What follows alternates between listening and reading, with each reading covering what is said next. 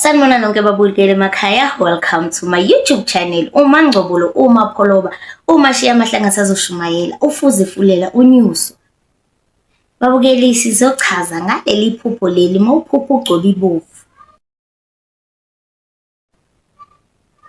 Mawuphupha ugcoba ibovu ingulo. Ngeke ngizwe bethi ngiphuphe ngigcoba ibovu, angazi ichazana. Ingulo isho ukuthi hamba uyowenza igobongo. Ifuna igobongo, kukhaleleka igobongo kuwena.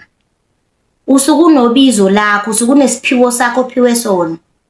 Kodwa lifuna ukuthi uyosilungisa ngokwedlozi.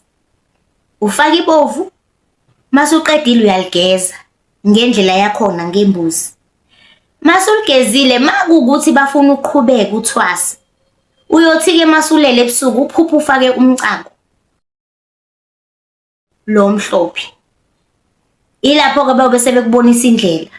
Enamntana sekhaya ungalenzi iphutha, uvela uvuke nje ekseni uthi hayi mina kuthiwe sengiyothwasa, uhambe uyothwasa noma ikuphi.